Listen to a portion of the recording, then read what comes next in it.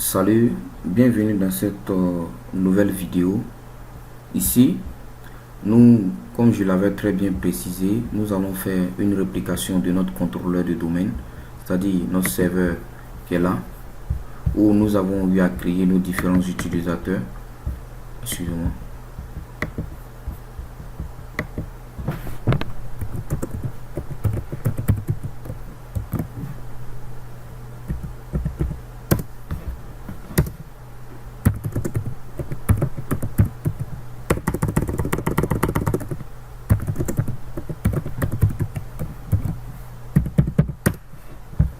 Ok, où nous avons eu à créer nos différents utilisateurs, c'est-à-dire nous avons créé des utilisateurs et des groupes d'organisation.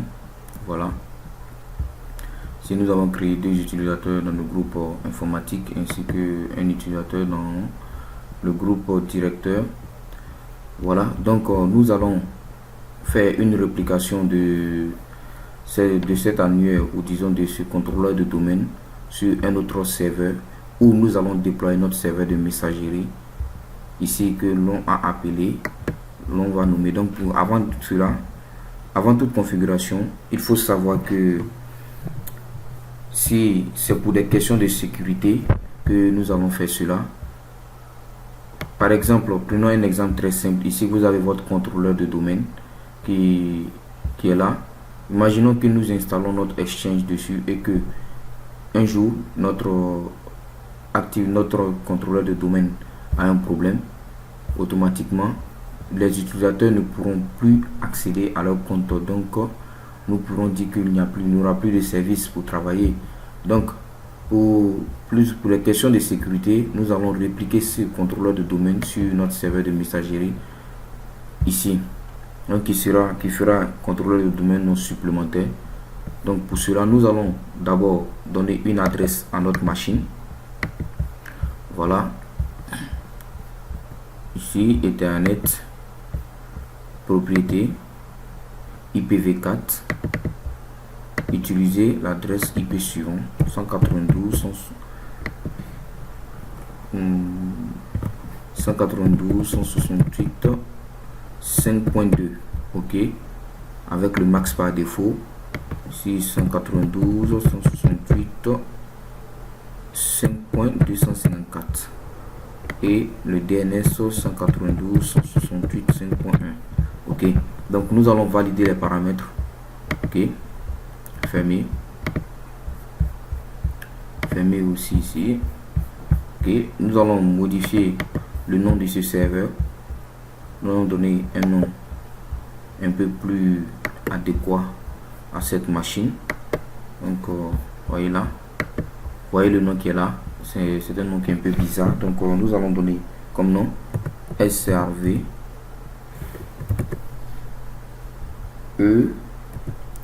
EXSH Server Exchange. ok,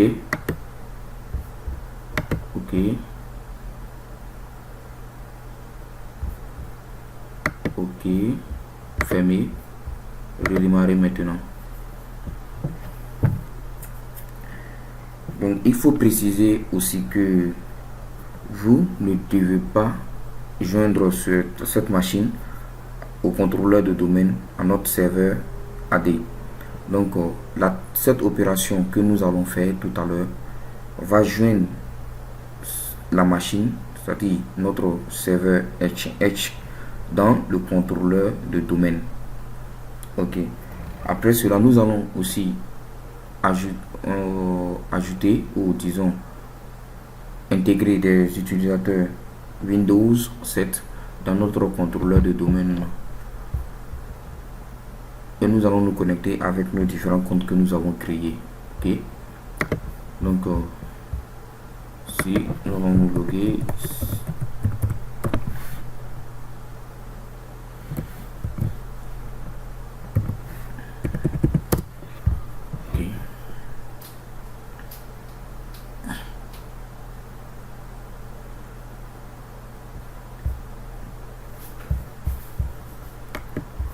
Ok, nous allons essayer de faire un ping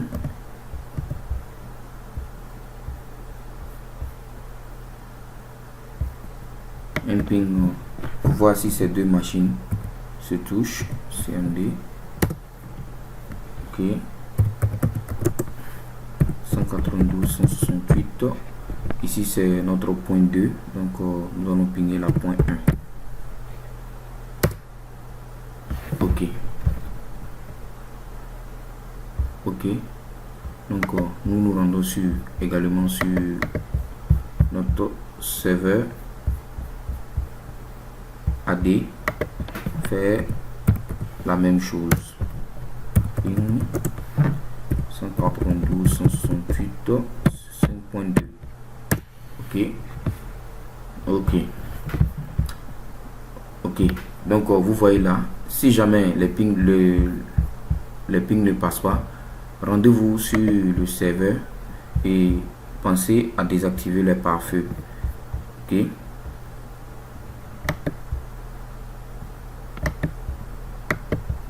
Pensez à désactiver les pare-feux afin de faciliter cela.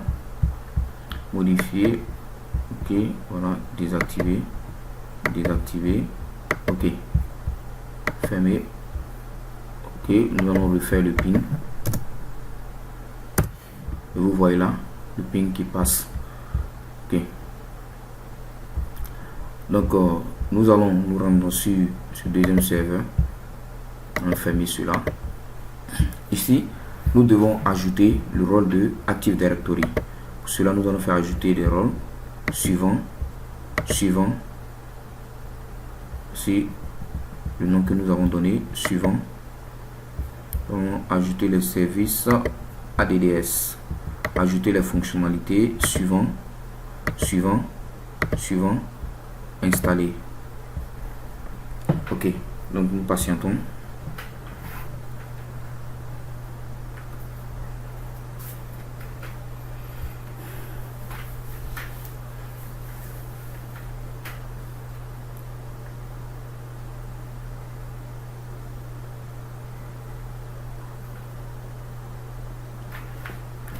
Nous fermer cela.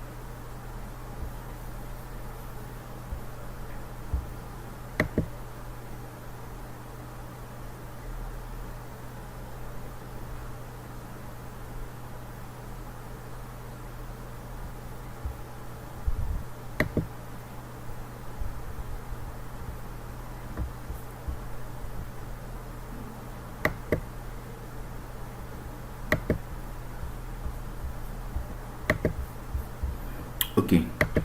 Donc, nous allons promouvoir ce serveur comme contrôleur de domaine. Voilà, ici, vous devez vraiment faire attention parce que lorsque vous voulez créer une nouvelle forêt, vous ajoutez une nouvelle forêt. Mais ici, nous voulons ajouter un contrôleur de domaine à un domaine existant. Voilà, nous allons choisir le premier. Voilà. Et ici, nous allons tout simplement renseigner notre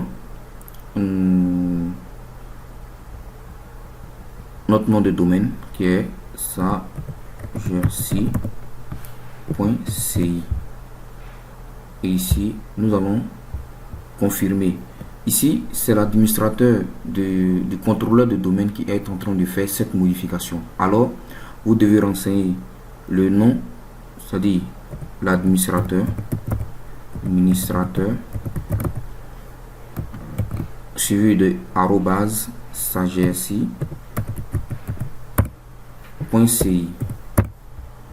avec le mot de passe du contrôleur de domaine, de l'administrateur du contrôleur de domaine.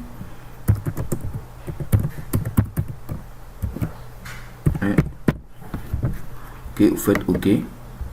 Vous voyez que ça vient de s'ajouter. Faites suivant. OK. Vous devez patienter que cela charge.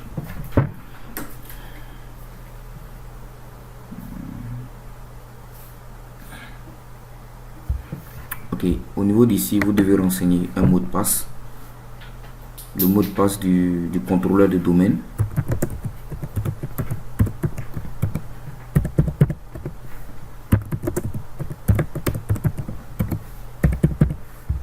Ok, faites suivant.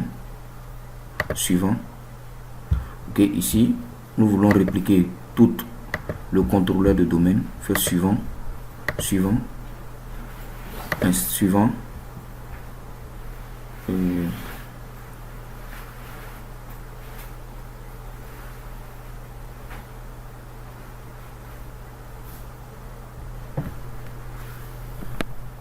Ok, installé.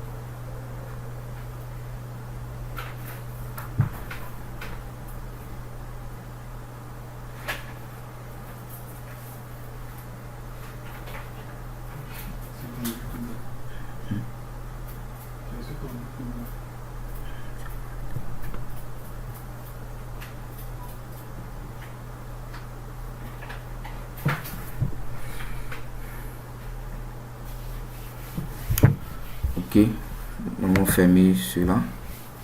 Fermer.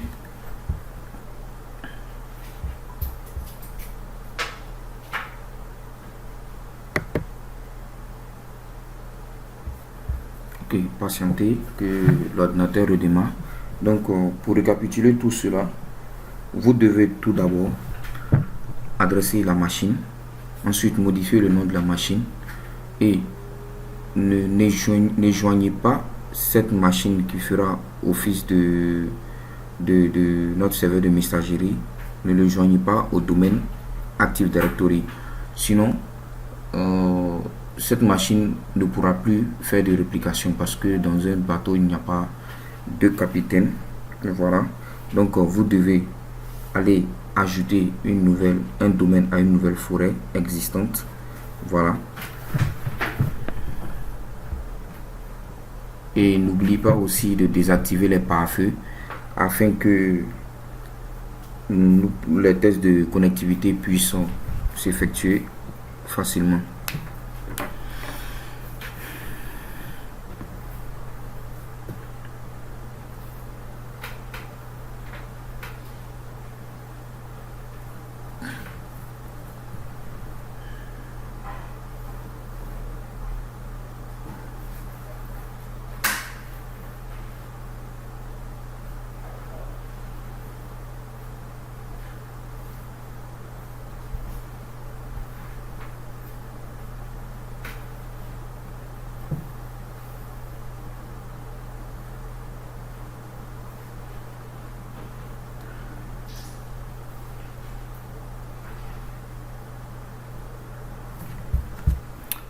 Ok, on va renseigner le mot de passe de l'administrateur et contrôleur de domaine.